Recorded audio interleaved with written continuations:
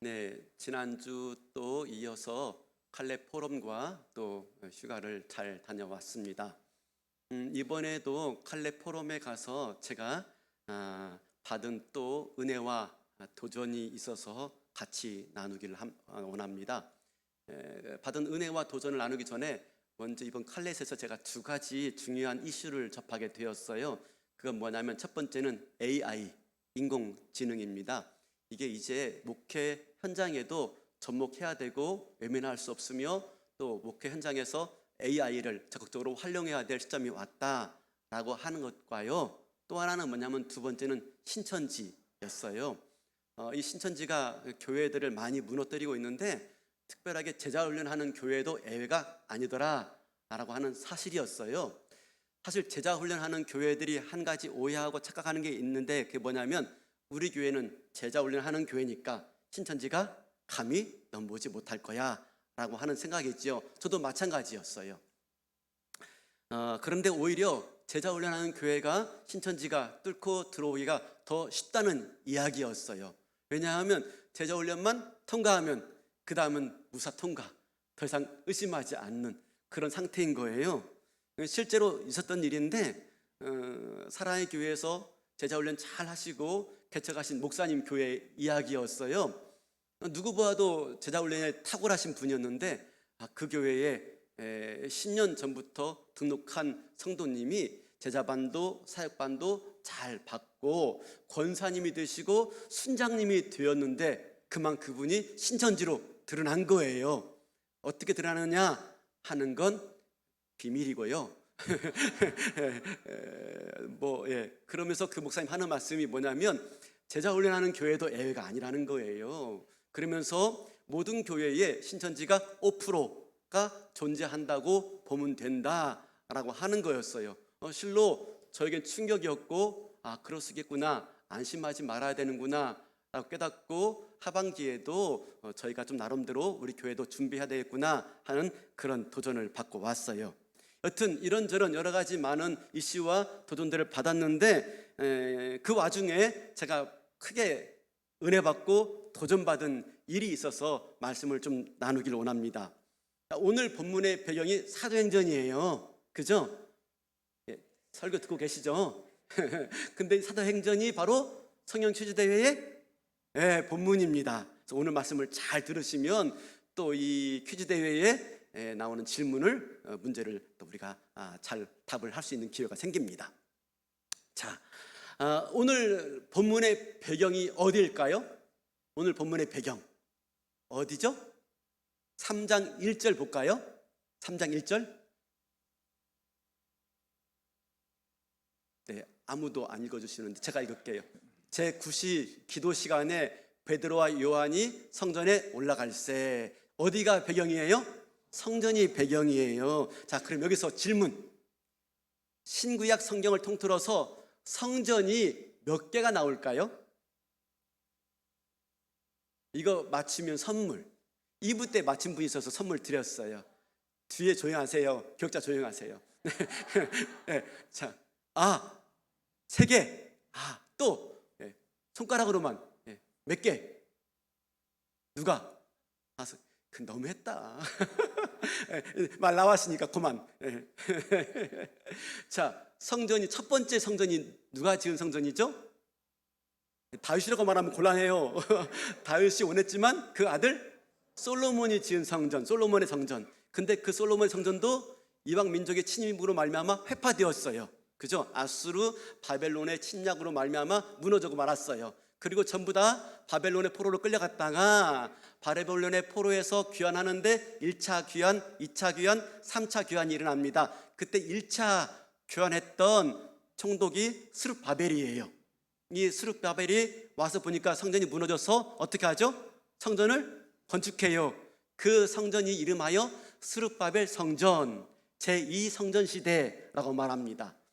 2개 나왔어요? 2개.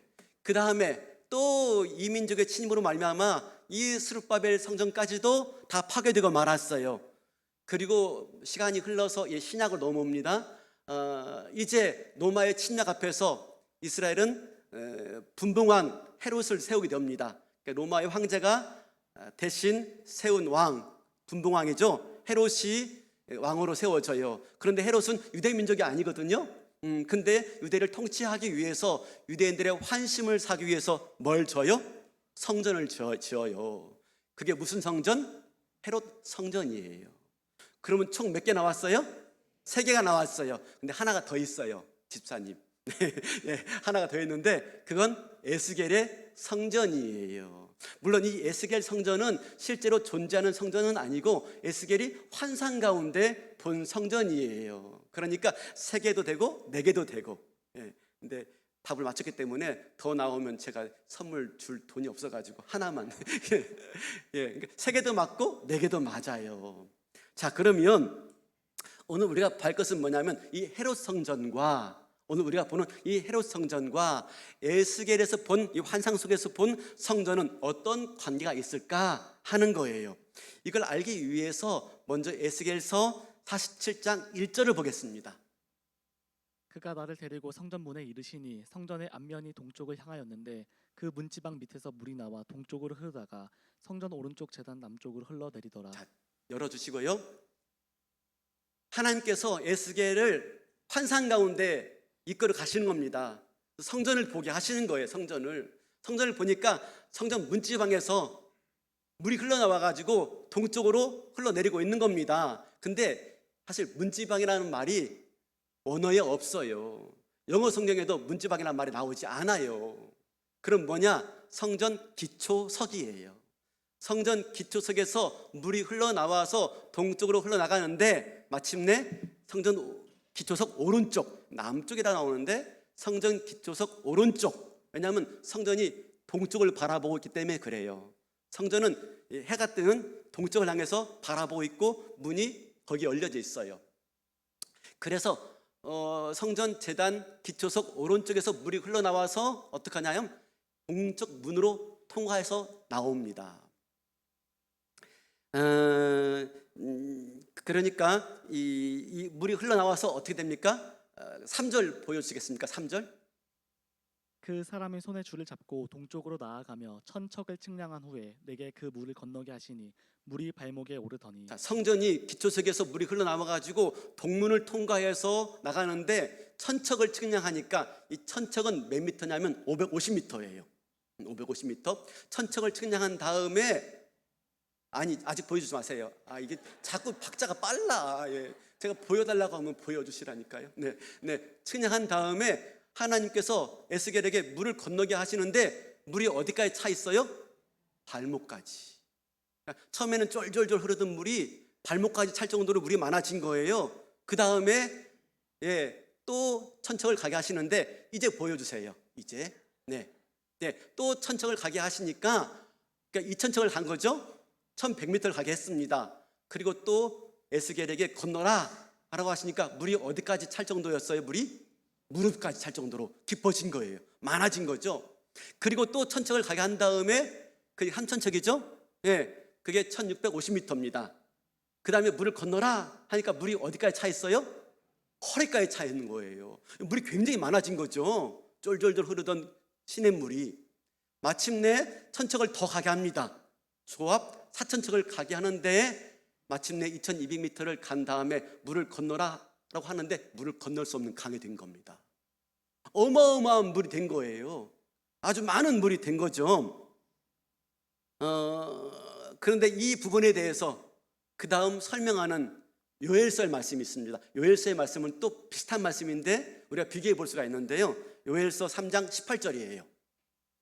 그날의 산들이 단 포도주를 떨어뜨릴 것이며 작은 산들이 젖을 흘릴 것이며 유다 모든 시내가 물을 흘릴 것이며 여호와의 성전에서 샘이 흘러나와서 시딤 골짜기에 대리라. 지우지 마시고요. 그날에 여호와의 성전에서 샘이 물이 흘러나와서 골짜기에 대리라. 그러니까 똑같은 말이에요. 에스겔의 환상 속에서 나왔던 성전에서 물이 흘러나오는 장면을 이렇게 요엘서에서 똑같이 설명하는데 그 물이 어디까지 가요? 시딤 골짜기에 흐르는 거예요. 시딤 골짜기는 어디입니까? 시딤 골짜기는 예루살렘 성전 앞에 있는 기드론 골짜기. 여러분 기억나십니까? 성경 볼 때 기드론 골짜기 나오죠. 그 기드론 골짜기가 시딤 골짜기예요. 근데 언제? 그날에. 그럼 그날이 언제일까? 그날이 언제일까? 에스겔이 환상 속에서 보았는데 그날이 언제일까 하는 겁니다. 요엘서는 뭘 말씀합니까? 요엘서 2장 28절에 보면은 이런 말씀이 써 있어요. 요엘서 2장 28절인데요. 그 후에 내가 내 영을 만민에게 부어주리니 너희 자녀들이 장래 일을 말할 것이며 너희 늙은이는 꿈을 꾸며 너희 젊은이는 이상을 볼 것이며. 이건 뭘 말하냐면 오순절 성령 강림을 의미하고 있는 겁니다. 오순절 성령이 강림하면 어떻게 성전에서 흘러나온 물이 골짜기를 적시고 마침내 어디까지 이르게 됩니까? 우리 에스겔 47장 8절 가보겠습니다. 그가 내게 이르시되 이 물이 동쪽으로 향하여 흘러 아라바로 내려가서 바다에 이르니 이 흘러내리는 물로 그 바다의 물이 되살아 나리라. 네, 그 물이 흘러가지고 시딘 골짜기, 기드론 골짜기를 적시면서 내려가서 아라바로 가서 바다에 이르니, 여러분 기드론 골짜기, 시딘 골짜기가 연결되어 있는 바다가 하나 있어요. 그게 어떤 바다죠? 사해. 여러분 아시죠? 그 예루살렘에 가면은, 이스라엘에 가면 바다가 중간에 하나 있습니다. 호수인데 바다처럼 커요. 근데 그게 무슨 바다냐면 소금 바다예요. 염해. 근데 너무 소금이 많아가지고 사람이 그 물에 들어가면 둥둥 떠요. 제가 수영 못할 때 들어가 봤는데요, 둥둥 뜨더라고요. 너무 신기해요. 그래서 소금이 그만큼 많은데 그래서 이 바다에 생물이 살지 못해요. 그래서 사해라고 그래요. 사해. 그러니까 오늘 읽었던 에스겔 47장 8절 보면요, 다시 보여주시겠습니까? 에스겔 47장 8절 보면 그가 내게 이르시되 이 물이 동쪽으로 흘러 아라바로 내려가서 바다, 이게 무슨 바다라고요? 사해에 이르니 이 흘러내리는 물로 그 사해의 물이 되살아 나리라. 왜? 사해이니까, 죽어있는 바다니까 다시 되살게 될 것이다 라고 말을 하고 있는 거예요. 그리고 47장 10절 볼까요? 10절. 또 이 강 가에 어부가 설 것이니 엔게디로부터 에네글라임까지 금을 치는 곳이 될 것이라. 그 고기가 각기 종류를 따라 큰 바다의 고기같이 심이 많으려니와. 동쪽에서 흘러나온 물이 사해를 되살리는데 먼저 그 앞에서 어떤 일이 발생합니까? 큰 강을 이루어가지고 고기가 너무 많아가지고 도저히 살 수 없는 곳이었는데 그 곁에 있는 강이 너무나 큰 강을 이루어가지고 고기가 많고 어부들이 살 정도로 그런 강이 될 것이고 마침내 그 강을 통해서 사해가 되살아 나게 될 것이다 라고 말을 하고 있는 겁니다. 에스겔 동쪽에서부터 흘러나온 물이 마침내 죽은 바다를 되살게 만들 것이다. 언제요? 그날에 오순절 성령이 강림하게 되어지면 그런 역사가 일어날 것이다 라고 말씀하고 있는 거예요. 실제로 이 엔게디는요 지금도 존재하는 지명이에요. 우리 사진 하나 제가 준비했는데 보여주시겠습니까? 저렇게 이스라엘이 있으면 가운데 바다가 사해입니다. 그 옆에 엔게디가 있죠. 이 엔게디는 실제로 존재하는 도시인데 광야의 오아시스다 라고 말할 정도로 아주 물이 많은 도시예요. 그렇죠. 그리고 엔게디에서 어디까지? 에네글라임까지 라고 말을 해요. 근데 에네글라임은 어딘지 잘 몰라요. 많은 학자들이 추정하는데 이 에네글라임은 오늘날 존재하는 도시 중에 에인 파스카 또는 에노트 쭈김이라는 도시인데요, 실제로 그 도시에 가면은 물이 많아요. 엔게디부터 한 30km 북쪽에 위치한 도시인데 물이 많아요. 이스라엘에 물이 없는 곳인데 물이 많은 곳이 있고 그 옆에 사해가 딱 위치해져 있는 것입니다. 그러니까 이 에스겔의 환상은 그냥 환상으로 끝나는 게 아닙니다. 이 환상은 실제적으로 이루어질 것들을 말씀하고 있는 거예요. 마침내 그렇게 되어질 것이다 라고 말씀하는데, 그러면 우리가 생각을 해봐야 돼요. 에스겔의 환상과 헤롯 성전과 어떤 관계가 있을까 하는 것. 에스겔의 성전의 환상과 오늘 헤롯의 성전이 어떤 관계가 있을까 하는 거죠. 자, 다시 이제 사도행전 돌아오 보겠습니다. 헷갈리지만 잘 들으셔야 돼요. 자, 사도행전 3장 2절 보여줄까요? 나면서 못 걷게 된 이를 사람들이 메고 오니 이는 성전에 들어간 사람들에게 구걸하기 위하여 날마다 미문이라는 성전 문에 두는 자라. 성전 앞에 데려오는데요, 안진뱅이를 데리고 오는 겁니다. 근데 어떻게? 성전 미문 앞에 두었대요. 미문이 어디냐 하는 거예요. 미문이. 많은 학자들이 이 미문이 어디인가 연구를 많이 했는데 이 미문이 바로 성전 동쪽 문이다, 동문이다 라고 말을 해요. 자, 그러면 잘 보세요.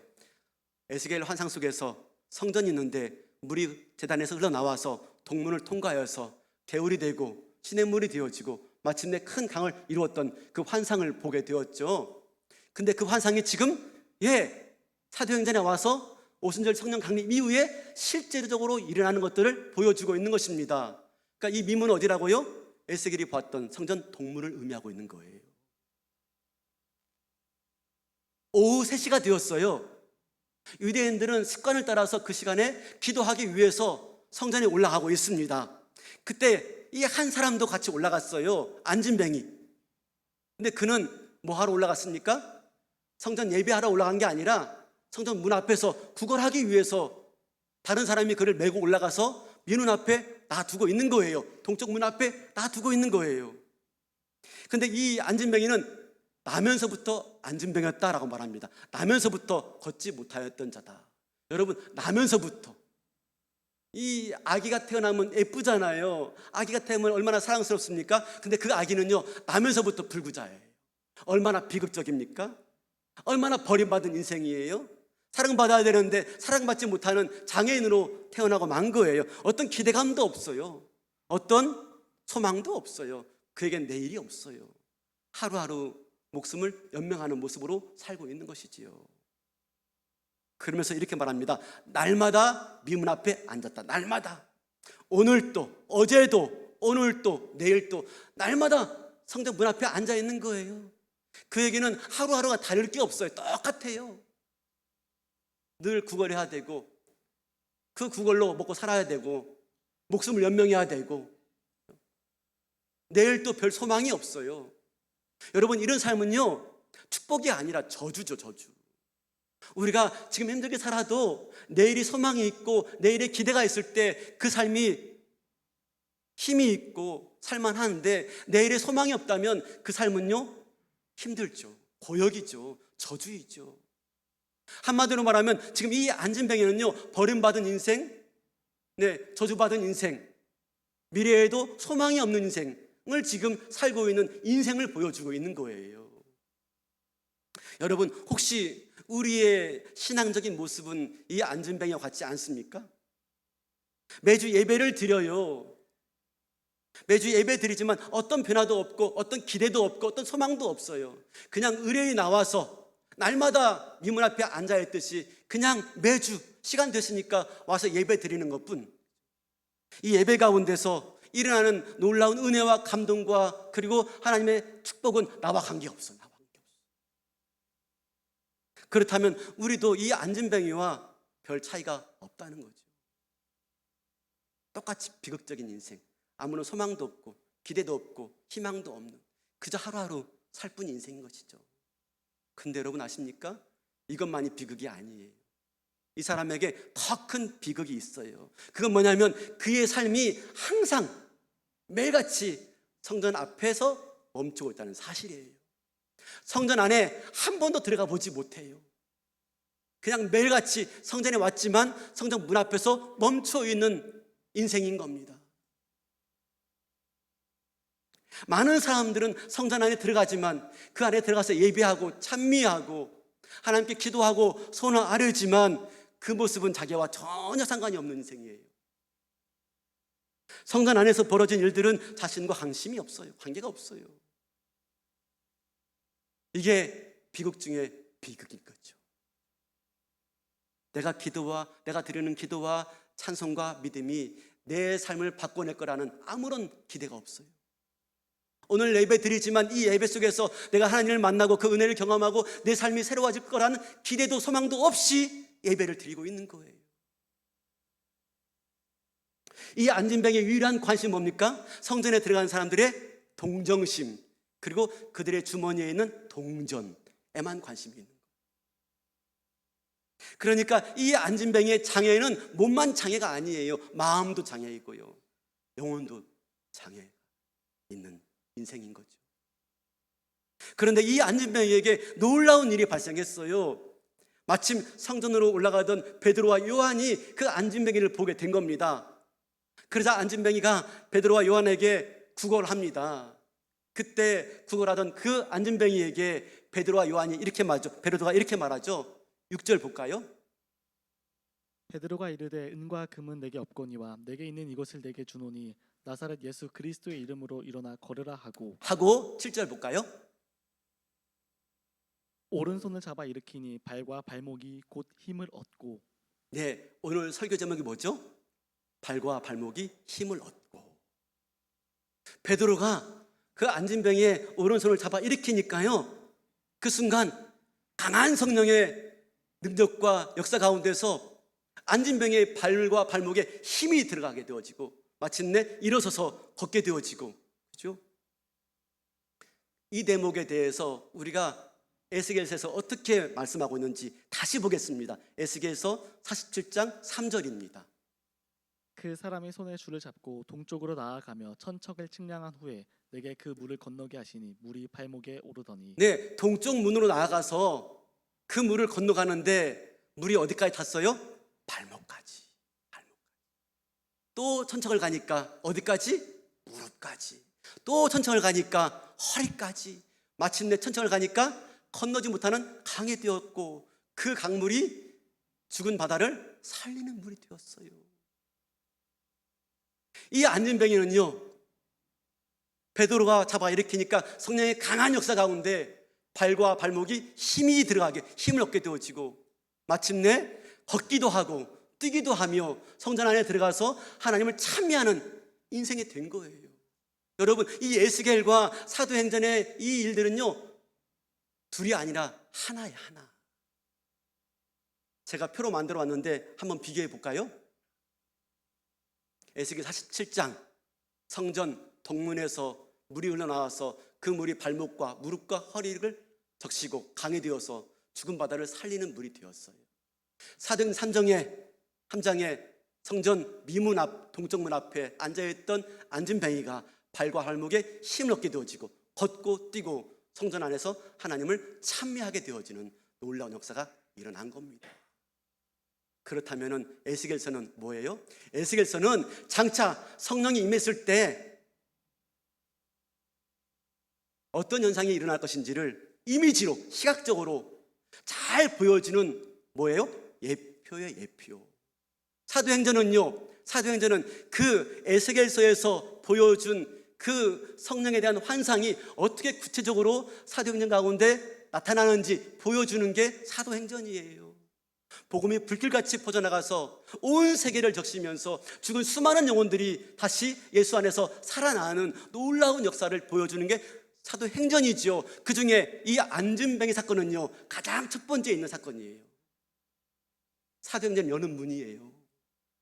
그 성령의 역사가 임했을 때 그 성령의 강한 역사로 말미암아 한 사람이 어떻게 변화되어지고 어떻게 새로워지는지를 보여주는 것이 바로 이 안진뱅이 사건인 줄로 믿습니다. 실제적으로 에스겔서에서 보여준 성전에서 흐르는 그 물은 성령의 물이에요.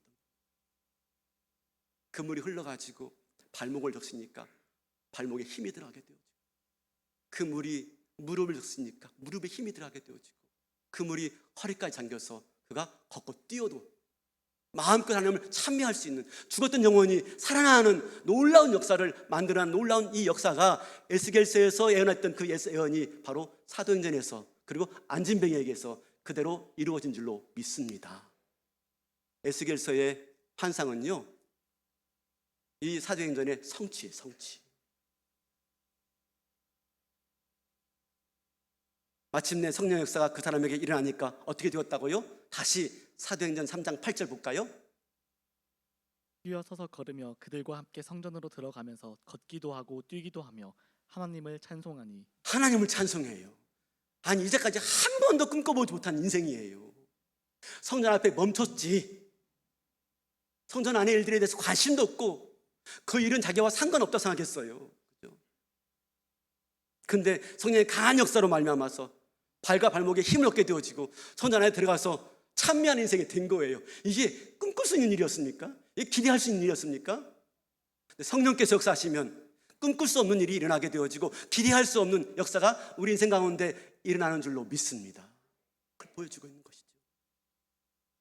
그러므로 이 안진뱅에게서 기적은 뭡니까? 기적은 단순히 그냥 일어나 걷게 되었다라고 하는 게 기적이 아니에요.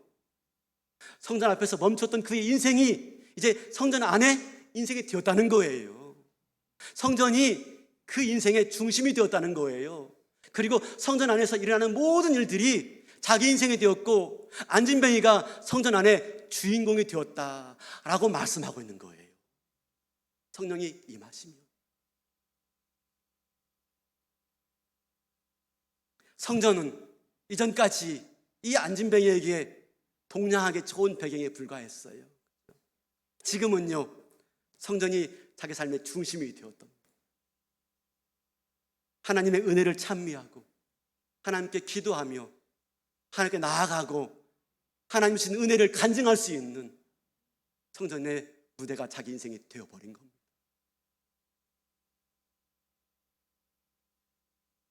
이제 안진뱅이의 이 비극은 끝나게 되어지고 성령 안에서 새로운 삶이 펼쳐지게 되었음을 이렇게 안진뱅이 사건을 통해서 우리에게 말씀해 주고 있는 거예요. 그 역사의 흐름이 마침내 사도행전 전체에 기록되어 있는 것이지요.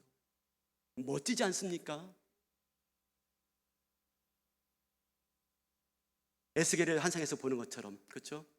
성전 동문에서 흘러나왔던 물이 죽어있던 바다를 살리는 것처럼 죽어있던 안진뱅이를 살리고 죽어있던 수많은 영혼들을 살리고 예수로 말미암아서 새로운 인생을 살게 하신 놀라운 성령의 역사를 지금 보여주고 있는 것이죠. 그 성령의 역사로 말미암아 저와 여러분도 이 자리에 와 있는 줄로 믿습니다. 아무 의미 없고 소망 없던 저와 여러분들이 예수로 말미암아 성령의 역사를 통해서 오늘 이 자리에 와서 예비하고 성전의 중심에 같이 참여하면서 그 성전에 일어난 일들이 나의 인생으로 삼을 수 있는 놀라운 역사가 성령의 역사로 말미암아 이루어진 줄로 믿습니다. 그 장면을 말씀해 주고 있는 것이죠.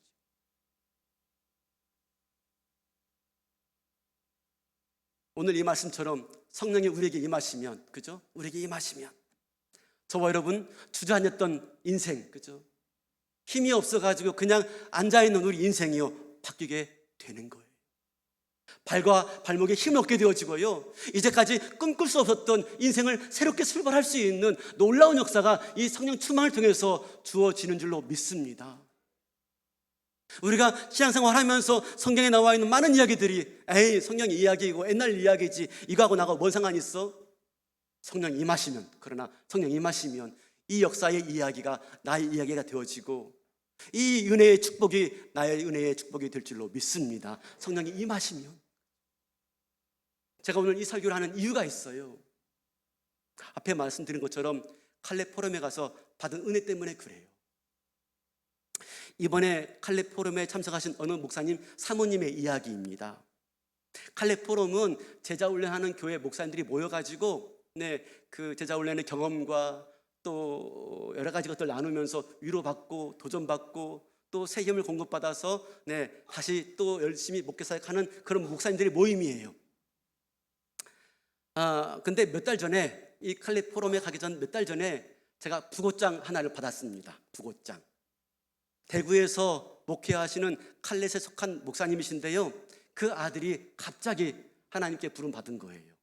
그 아들이 누구냐면은 이 목사님에게 아들 하나에 있는 그 아들이에요. 소아과 의사예요. 소아과 의사. 근데 갑자기 하나님 부르심 받은 겁니다. 저는 그 목사님하고 관계가 깊지 않아가지고 그냥 찾아가지는 못했습니다.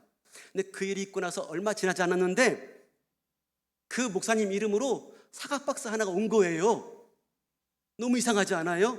저는 그래서 처음에 그 목사님이 아닌 줄 알았어요.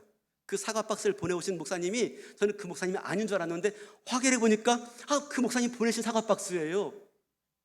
제가 그걸 받아보고 놀랐어요. 아니 지금 목사님이 어떤 마음인데, 아니 아들을 잃고 슬픔 가운데 있는 목사님이 무슨 사과 박스를 보내지? 하는 거였어요.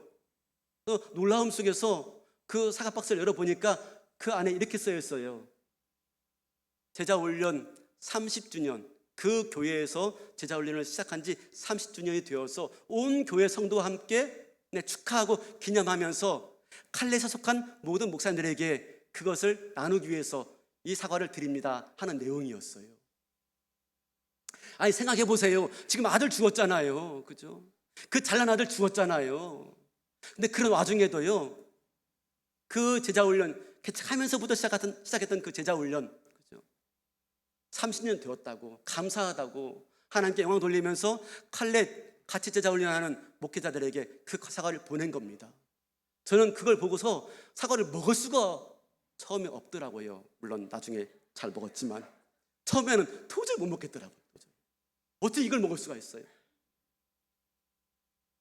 감사해서 문자로 인사를 드렸습니다. 그리고 나서 이번 칼렛 포럼에 갔는데 저는 칼렛 포럼에 그 목사님 사모님이 참석하지 않을 줄로 알았어요. 왜냐하면 그 큰 슬픔 가운데 있잖아요. 근데 어떻게 오겠습니까? 그죠? 근데 의외였습니다. 목사님 사모님이 칼렛 포럼에 참석하신 거예요. 전 놀랐어요. 아니, 어떻게 저렇게 칼렛 포럼에 참석할 수 있을까? 어떻게 의연한 모습으로, 태어난 모습으로 칼렛 포럼에 참석할 수 있을까 하는 거였어요. 그리고 동시에 드는 생각은, 나라면, 과연 나에게 그런 일이 발생했다면 나는 칼렛 포럼에 갈 수 있을까? 저는 못 갈 것 같아요. 도저히 못 갈 것 같아요. 그런 가운데 목사님 만나고도 대면증을 가지고 말을 제대로 못했어요. 무슨 말을 할지 모르겠더라고요. 근데 아내는 다가가가지고 그 사모님을 꼭 껴안아 주었어요. 그런 면에서 남자보다 여자가 나아. 이 남자들이 뭐 말을 못해요. 그죠? 근데 이 여자들은 가서 꼭 껴안아 주더라고요.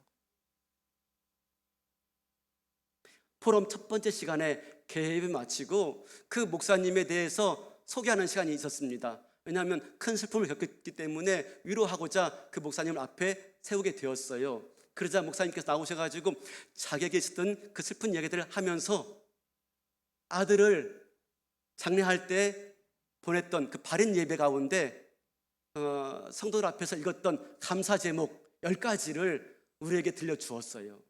저는 그 감사 제목 10가지를 듣는 가운데 정말 너무 큰 도전을 받게 되었는데 제가 한번 준비해 왔는데 보여드리겠습니다. 다는 아니고요, 몇 개만 제가 따왔습니다.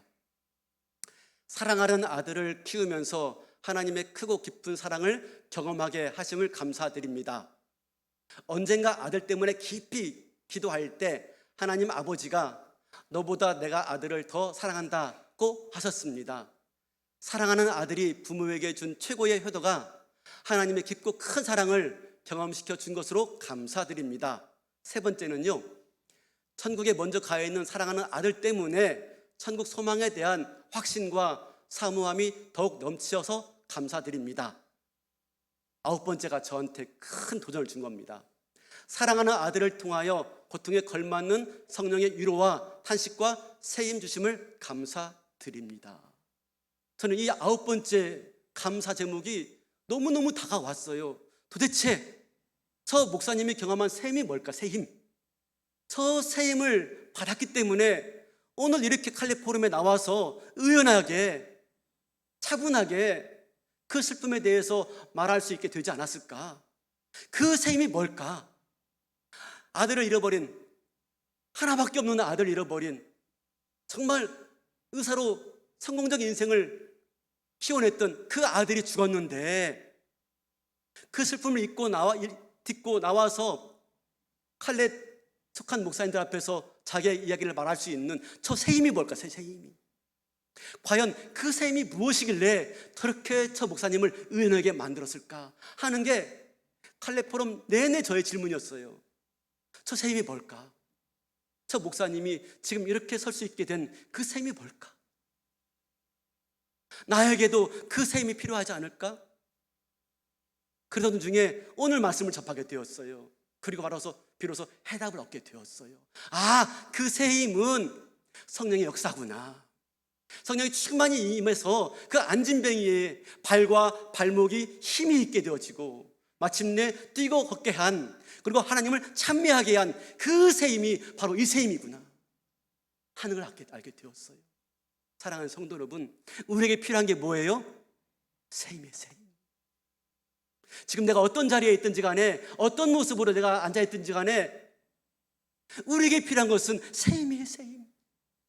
성령께서 우리에게 임하시면, 성령이 우리 가운데 충만히 역사하신다면 하나님께서 샘 주어서 저와 여러분의 주저앉은 그 발과 발목에 힘을 주실 것이고요, 무릎에 힘을 주실 것이고요, 허리와 인생 가운데 새 힘을 주셔서 앉은 자리에서 일어나서 뛰고 걸으면서 하나님을 찬미하는 인생으로 새롭게 살게 할 줄로 믿습니다. 그 새 힘 우리가 받아야 되고, 그 새 힘 우리가 소망해야 돼요. 어떻게? 예수로 충만할 때. 올해 제목이 뭡니까? 예수로 충만이에요. 성령은 뭐죠? 성령 예수의 영입니다. 예수의 영. 예수의 영으로 충만한 것, 그게 성령으로 충만한 것이죠. 우리가 교회에 나와서 무엇으로 내 인생을 채우려고 하고 있습니까? 지금 저와 여러분 가운데 뭘로 내 인생을 채우려고 하고 있습니까? 명예입니까? 돈입니까? 권력입니까? 인정입니까? 다른 인간적인 사랑입니까? 자존심입니까? 무엇입니까? 무엇으로 내 인생을 채우려고 하고 있습니까? 즐거움입니까? 쾌락입니까? 물론 그런 것들이 잠시 나를 새롭게 하실지 몰라도 그것은 우리의 발목과 발에 힘을 주고 무릎과 허리를 펴서 하나님을 경험하고 그 놀라운 능력을 경험하며 새롭게 살 수 있는 힘이 되지 못할 것입니다.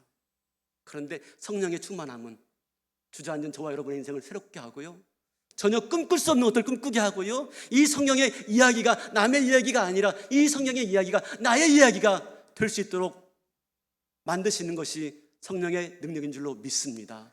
오늘도 그 성령의 능력을 사모하시고요, 성령의 능력으로 충만하시기 위해서 오늘도 내 안에 예수를 깊이 모셔드리는 은혜가 있길 바랍니다. 발과 발목에 힘이 있고 새 힘을 얻어서 남은 인생을 예수로 충만하여서 어떤 어려움 가운데서도 능히 이겨내고 하나님을 찬미하는 복된 인생을 살아가는 저와 여러분 되시기를 주님의 이름으로 축원합니다.